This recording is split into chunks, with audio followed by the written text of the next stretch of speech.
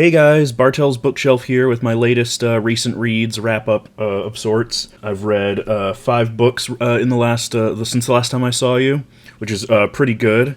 I feel like I'm slowly getting out of the slump that I talked about in my previous video. I'm basically taking the time to try and wrap up a lot of the books I've been in the middle of since earlier this year to kind of like clean things out for next year, so I'm not, going into 2024 in the middle of 10 other books. So most of these are books that I started in like September or October and then just got distracted by other things. But as I said, I've been trying to, finish what I've been reading. So I mentioned this in my previous video, or one of my previous videos, I can't remember. This Henry James, very thin Henry James collection. This is The Beast in the Jungle and Other Stories. This is the Dover Thrift editions. I mentioned in one of my previous videos, I've been really getting into Mike Flanagan's horror shows. I watched Haunting of Hill House and really enjoyed it. And of course, I'm very familiar with the source novel, the Shirley Jackson novel, that was based on. But for the second season, Haunting of Bly Manor, it was based primarily off of a bunch of Henry James's stuff, primarily Turn of the Screw, but it takes inspiration from a bunch of other stories as well. But I don't have really that much experience with Henry James, so I wanted to read this before I watched the show. And Henry James is an acquired taste. I was not familiar with his writing before this. Obviously, I've seen, the film of The Innocents countless times. I own the Criterion Blu-ray. I love that movie. Never read any of his actual writing, though. And, yeah, he's as I said, he's an acquired taste. He's a very difficult author. This specific collection has 3 novellas, Altar of the Dead, The Beast in the Jungle, and The Jolly Corner. I specifically picked out compilations that had most of the stories that were used as inspiration for the show, because like I said, I wanted to read them before watching the show. But I found these to be very tough reads.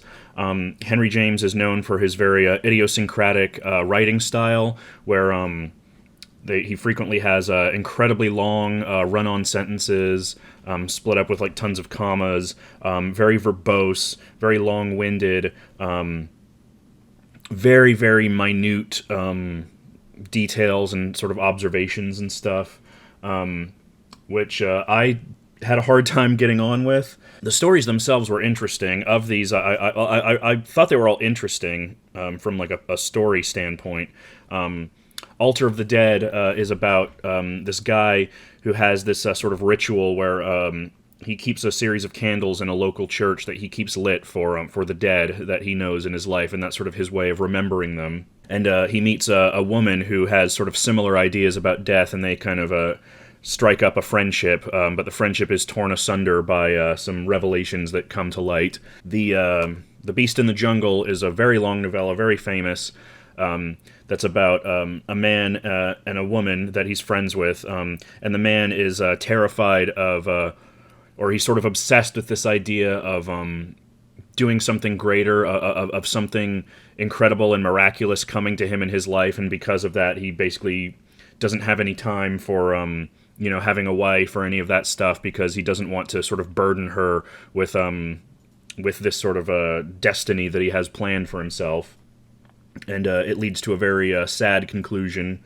And then the final story, The Jolly Corner, is a ghost story of sorts about a young American man returning to America and revisiting his old home, which is he's thinking about converting into a block of flats, I believe, and it's about him sort of reminiscing on what his life could have been if he had stayed in America, and how that kind of, and he starts sort of exploring the house, late at night, kind of trying to sort of get in contact with the past, with his past self, and he eventually meets a sort of ghostly version of his alternate self that stayed in America, and it's very frightening.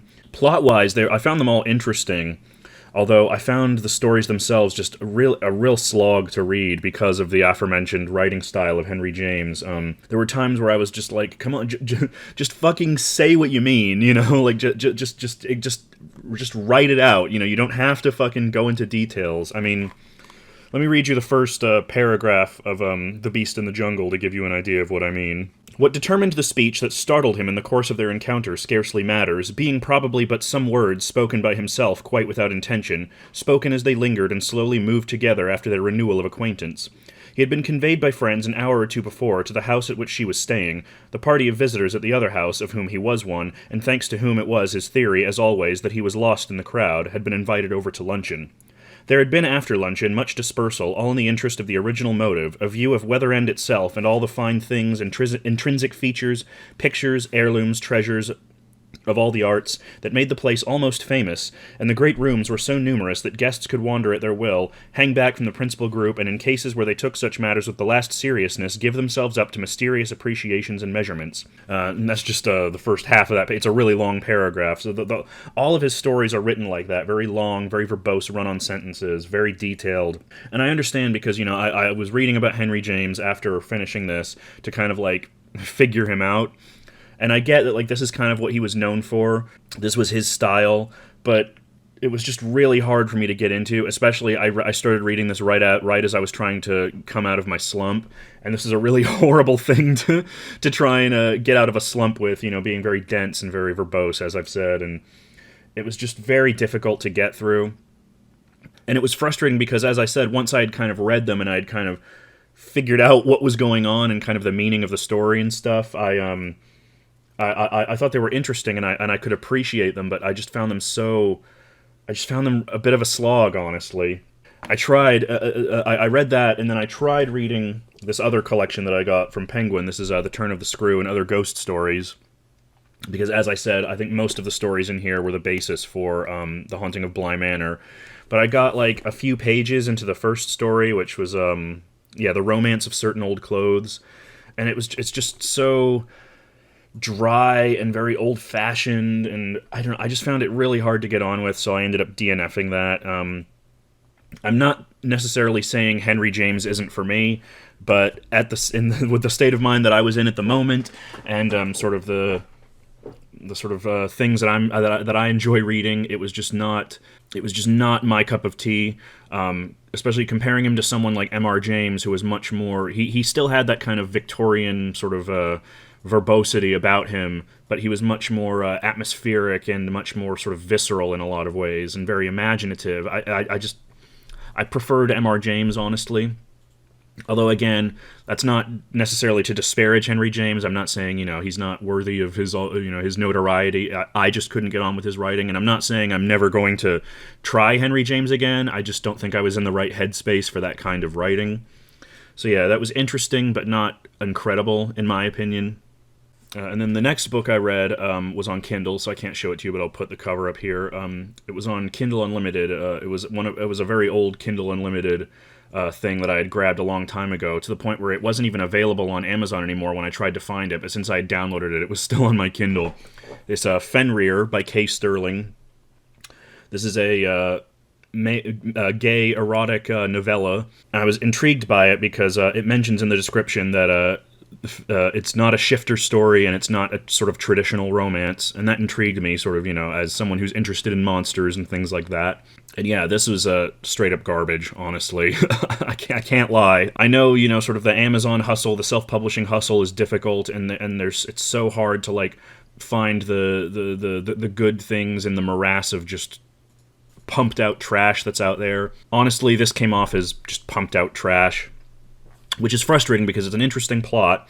It's about this young guy of Norwegian heritage named Stellan, and his father's died recently. He's an academic, and he's going on a trip to Norway to study this mythical creature called Fenrir, which is the giant wolf of Norse mythology and things like that, Although this version of Fenrir is kind of like its own thing, but he goes to Norway, he gets on with the locals, but it all turns out to be a ruse because the locals end up drugging and kidnapping him and sort of spiriting him away to Fenrir's lair in the mountains, or in the woods, to leave him as a kind of sacrifice.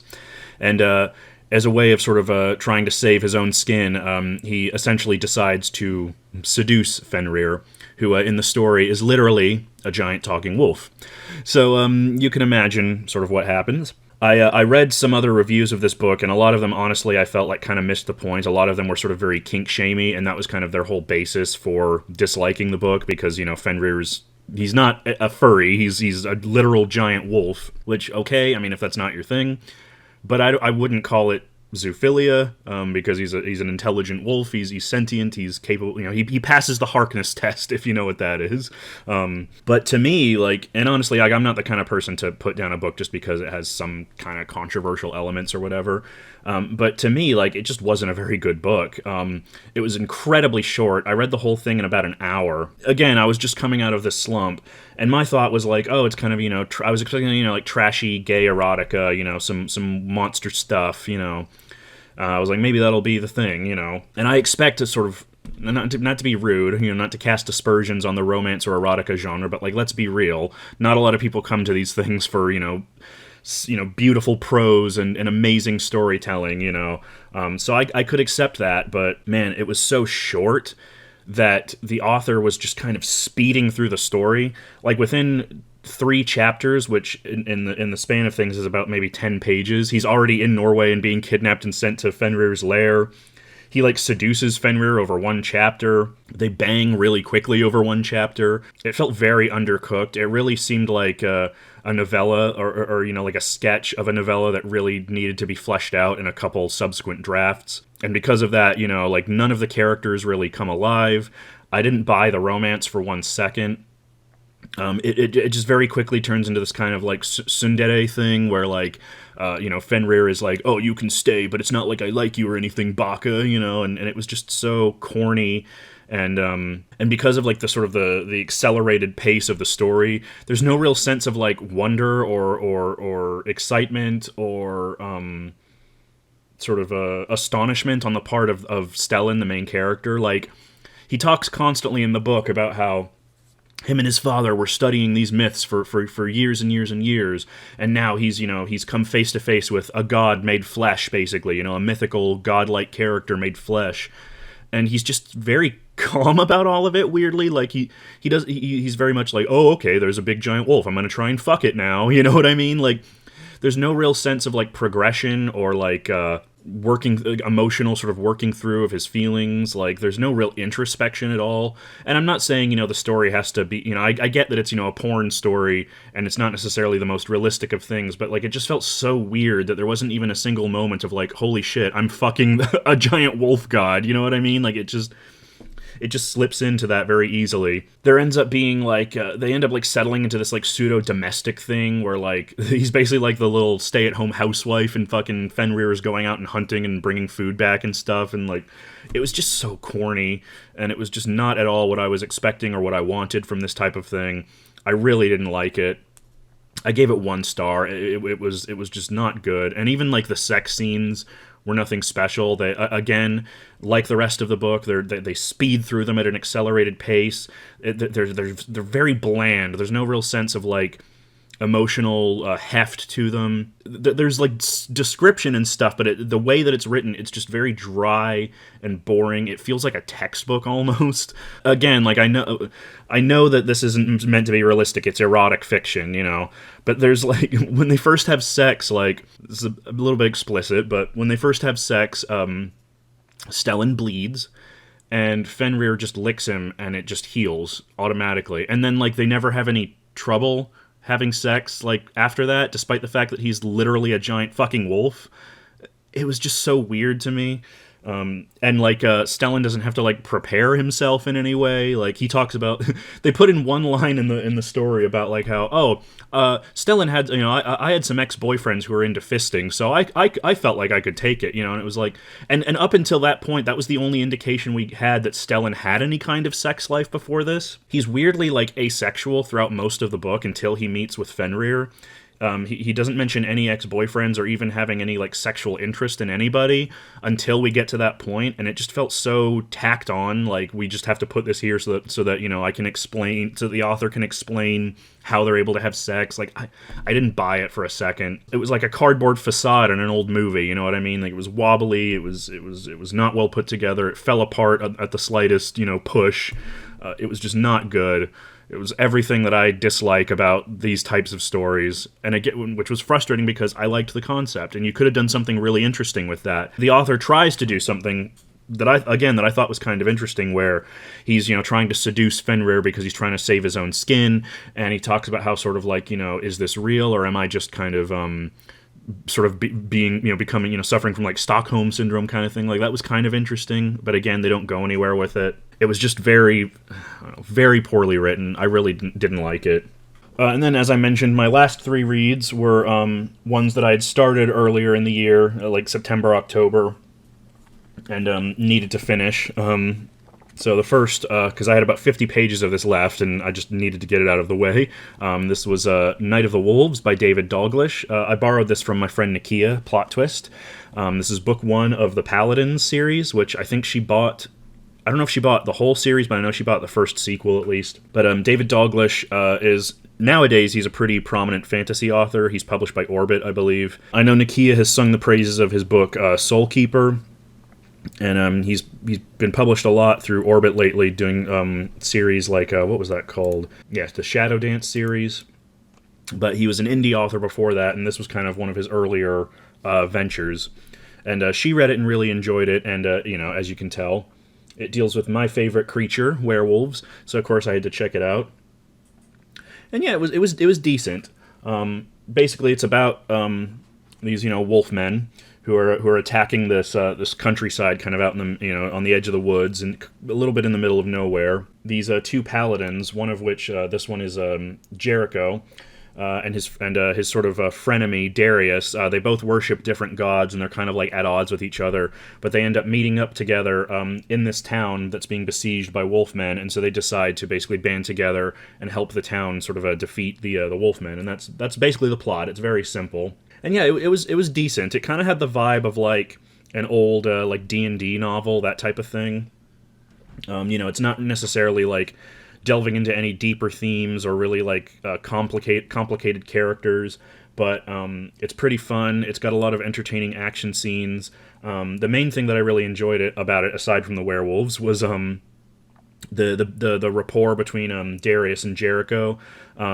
Darius is sort of like your typical kind of like white mage, very light. He has a magic shield and a mace, and Darius is your typical kind of dark mage. He has like a sword that's wreathed in like black flame and stuff like that. And so they're always kind of at odds with each other, but it's very like friendly banter.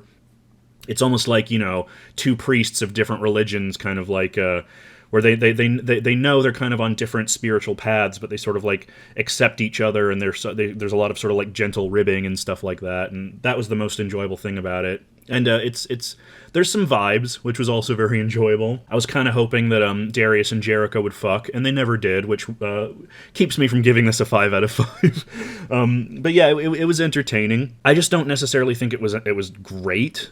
It was just very kind of middle of the road, just sort of generic fantasy stuff, which is fine. I like that sort of stuff sometimes. I've been reading the Dritz novels, and I really enjoy those. I guess for me personally, like I just would have liked a little bit more of something, whether it was like more detail on the characters or the world or just something. As it is, it just felt kind of like very, it's very short. It's like barely over 200 pages. And it just feels a bit generic. I mean, I'm not trying to be rude, but, that's just my opinion. One of the other things I did like, and one of the things that I wish they expanded on, I really liked the bad guy, Red Claw. He's kind of the main wolfman, pack leader. He calls himself the Wolf King. And he's sort of like the Alexander the Great of sort of the wolfmen. He's this big figure who like comes in and unites all of these wolfmen into under one pack, and that's how they're able to kind of like consolidate their forces and plan these attacks on these towns and really like have these big muscular like pushes of power to really go after people, because normally wolfmen are just kind of like scattered in various random packs. They're just kind of like nuisances. They don't really have like these big planned out sort of attacks, as one big entity. And one of the things that I liked about Red Claw was that, a lot like Alexander the Great, actually, he sort of goes against the traditional view of sort of pack life and warfare and stuff.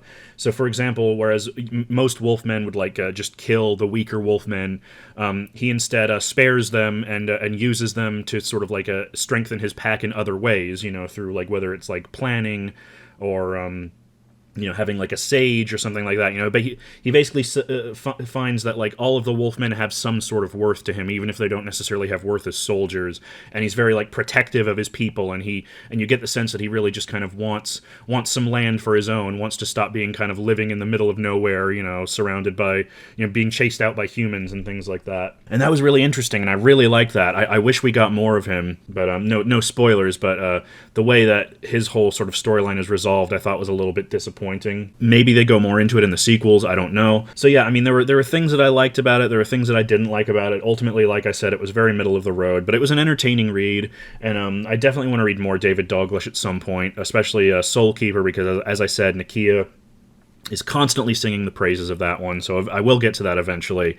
But yeah, this was a decent time. So if you like that kind of like sort of D&D-esque, like 80s era sort of fantasy vibes, I think you might enjoy this. It was entertaining. I liked it.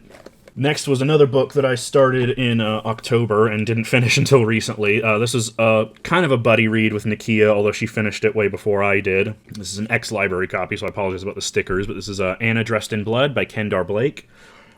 This is a sort of a YA sort of action horror novel about a young man named Cassio Lowood, who's inherited his father's mantle of ghost hunting. His father was killed when he was a little boy by this mysterious entity, this mysterious beast or supernatural creature. And Cassio, or Cass for short, sort of picks up the mantle, and his father has this like magic knife, Greek knife called an athame, that he uses to kind of like kill ghosts and send them back to wherever they go. And that's kind of how he makes his living. He and his mom, and his mom is a white witch, so she sort of does witchy stuff for money, through like Etsy and things like that, making spells and that sort of thing.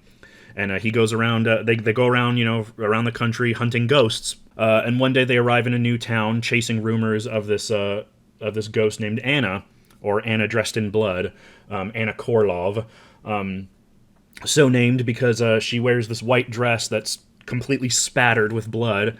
And when they go to, when he first goes to her house to kind of like suss her out, she turns out to be very strong and very angry, and not like any other ghost that he's encountered, where she almost seems aware of her situation. She seems more with it than a lot of other ghosts.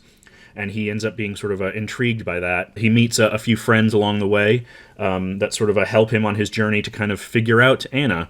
And as time goes on, he starts to see her less as something to be defeated and more as an interesting sort of human being to be sympathized with and perhaps even cared for. So there's a kind of a romantic edge to it. Again, this was fun. I enjoyed it. It's very YA in the sense that, it has that very, YA kind of snarky style, but it works really well for the character. And the main thing that surprised me about it was that it's very dark. There's lots of cursing. There's lots of violence. There's intimations of, sexual assault. So, trigger warning if that bothers you. But I didn't expect it to be so like visceral and like it just goes places I didn't expect it to do. I keep having these experiences with YA where I started out and I'm like, oh, it's a YA book, It can't be, that bad, super adult or anything, and then I keep running into situations like this. But I like that. I think it's great that, younger readers are being presented with, stories that have these sort of darker themes. I think that's awesome. And Kendare Blake's writing fits it very well. It's a little bit snarky, but there's also lots of moments of like poetic beauty and humor and very succinct little moments of truth that she really kind of picks out. There are parts of it that feel very literate in a strange sort of way. And the other thing that I enjoyed about it was, again, the rapport between Cass and his friends. The main one being Thomas, who's this sort of a geeky kid, with glasses, always dressed in army fatigues, and he's a psychic, so he can kind of like read minds and stuff. And they have a really fun dynamic where he's kind of like the sort of put upon geeky kid, and Cass is sort of like the cool guy, sort of a James Dean type, who's sort of putting on airs of like oh, like I don't need you, but they end up becoming really close friends. Again, some vibes if you want to read into them that way. Cass ends up having a relationship with Anna, and Thomas ends up being interested in another girl that they become friends with called Carmel, who again is your sort of like a stereotypical cheerleader type, popular girl, but as they get to know her, some deeper things, some hidden depths are revealed. So they both have sort of hetero love interests, but honestly, I thought Thomas and Cass had more chemistry than either of them. And in fact, that kind of leads into my main criticism of this book, was that I thought the romance was really underdeveloped. And normally I wouldn't care, because, like, that's usually just tends to be how it is in these kinds of YA books. But seeing as how the romance is kind of central to the story and the sort of the plot of the novel, the character arcs and stuff, it just felt very rushed. While Anna, I understand the basis of their relationship, and Anna and Cass have, like, some cute moments together, it felt like there was so much other stuff going on in the plot that there wasn't really a lot of room for their relationship to develop in a way that felt organic. And then by the time, toward the end of the book, where they're, like, professing their love to each other, it just feels like it's happened way too fast. And in fact, at one point, Cass mentions having been in town for, like, 2 months, and that took me aback. I was like, 2 months? Like, this felt like 2 weeks. Like, it just felt way too quick, way too rushed. And because of that, I felt like the main sort of emotional heft of the novel was muted a little bit. It didn't hit as hard as it should have. I also didn't really like the ending. I thought the ending was very rushed. Because, again, I was reading this and I was like, oh, there's only about 20 pages left. How are they going to wrap this up? And, again, they wrap it up very quickly, very fast. I thought it was very unsatisfying. Didn't have nearly the emotional heft that they were kind of trying to inject into it. There is a sequel, so, again, maybe some of my criticisms will be addressed in that. But, yeah, that kind of just sullied it a little bit for me and kept me from really enjoying it. But I gave it, like, 3.5 stars. I thought it was really entertaining. I really liked Kendare Blake's writing style. I thought the characters were fun, the banter, the dialogue. It was all really entertaining. Some really cool ideas. I also liked that she incorporated a lot of other sort of beliefs, like, Wicca and stuff like that. But she also talks about voodoo. And again, I'm not a voodoo expert, but it felt to me like that she treated voodoo with a modicum of respect that I thought was cool. A lot of interesting ideas. I don't think it quite all came together, but I did really like it, and I will read more of Kendare Blake's stuff in the future. I will probably check out the sequel to this at some point if I find it somewhere. But yeah, it was good, not great, but I still had a good time with it. And then finally, another book that I started in October for Spooky Month and never finished until just now. This is the Year's Best Horror Stories, Series 4, edited by Gerald W. Page. This is part of the famous Daw Books line, which was edited by multiple people over the years. The first few were edited by Gerald W. Page. I can't remember if he did the first one or if he just did the second one and then some of the ones after that. I think there was a different editor before him. But then after he left, then it was taken over by Carl Edward Wagner, and those are the volumes that people seem to really like, the Carl Edward Wagner edited volumes. And yeah, so these are very highly sought-after collections of horror stories. A lot of them have amazing cover art by Michael Whelan. Not all of them have Michael Whelan covers, but a lot of them do, and a lot of them are really awesome. I'll just put some up for you to see. I love Michael Whelan, he's great. But this particular edition is from 1976, so so the stories in here are from like 75, 74, around there. And yeah, again, this was good but not great. It feels very of its time, in the sense that sort of the mid-70s was kind of before horror's like big boom. I mean, there was The Exorcist and stuff like that, but it was before, the 80s horror paperback boom. And so a lot of the stories in this collection still they feel a little bit old-fashioned. They feel a little bit overly beholden to, writers like M.R. James and Lovecraft and stuff, where which isn't a bad thing, of course, but because of that, a lot of them feel a little bit stuffy and old-fashioned, and a lot of them just didn't have that frisson of terror that you really want in a story, in a collection like this. But there were some really interesting stories in here. I really enjoyed The House on Stillcroft Street by Joseph Payne Brennan, which deals with a house that's being overtaken by some mysterious ivy. The Recrudescence of Geoffrey Marvell by G.N. Gabbard, which is a really sort of lighthearted story about a sort of a young rake and his encounter with a castle full of ghosts. That was really funny and imaginative. Cottage Tenant by Frank Belknap Long, which is a very Lovecraftian story about a family that's sort of being harassed by this mysterious Lovecraftian entity that seems to come from the young son's sort of like mental projections. The Man with the Aura by R.A. Lafferty, that was a really good one. A very dry, humorous story about this guy who's like really rich and successful, and he basically invites one of his friends over and he tells him the secret of his success, which is that, He's killed people and he's taken over things, and he built this device to basically give himself this magnetic aura to basically make him sort of irresistible to people. And he's sort of opening up to his friend about all this horrible stuff he's done, but because of his aura, his friend is like, "Oh, that's so funny. You're such a funny man. Oh, like I know there's no way you could have done those things." So there's a lot of humor that arises out of that. And it ended with two of my favorite stories in the collection: "The Glove" by Fritz Lieber, which is, as you can imagine, a creepy horror story about a glove. And No Way Home by Brian Lumley, who I've heard a lot about. Michael K. Vaughan's a big fan of Brian Lumley's Necroscope series. I have the first Necroscope book. I've been meaning to read it. But based on that story, I really enjoyed it. It's sort of this weird metaphysical story about a guy who is driving down, the English countryside, and he ends up slipping in between dimensions, and it's really weird and metaphysical and creepy. There's a really scary sequence in that that I really enjoyed, and it was a great way to end the collection. And and the final selection is actually an essay by a friend of Lovecraft's named E. Hoffman Price, who was a contemporary of Lovecraft. They exchanged letters frequently. They met once. And the essay is about sort of the Lovecraft controversy, which I expected it to be about Lovecraft's racism, and it is a little bit, but it's actually it's sort of an essay about where he's kind of reviewing two contemporary biographies of Lovecraft at the time. One of the biographies was by Frank Belknap Long, which is more of a memoir of his friendship with Lovecraft, and the other is a biography by L. Sprague de Camp, which is more of a generalized biography of Lovecraft and is a little bit more critical of him as a person, apparently. I haven't read either one, so I can't say. But he reviews these two books. And I expected, being that this was published in the 70s, I expected it to be sort of very boomerish of oh, who cares if Lovecraft was racist and stuff like that. But I actually really liked it because E. Hoffman Price, as a friend of Lovecraft, he takes a very neutral view towards it, and he sort of attacks a lot of sort of the Lovecraft fanboys who attacked L. Sprague de Camp for daring to criticize their master, their holy leader. And he says in the essay, as a friend of Lovecraft, I think it's great that we have biographies about him and that we have things that illustrate who he was as a man, because God forbid an author is a human being, And I was surprised by that. I thought that was a very nuanced view to take, and I really enjoyed that. So yeah, this was an interesting collection. I don't think all of the stories were heavy hitters.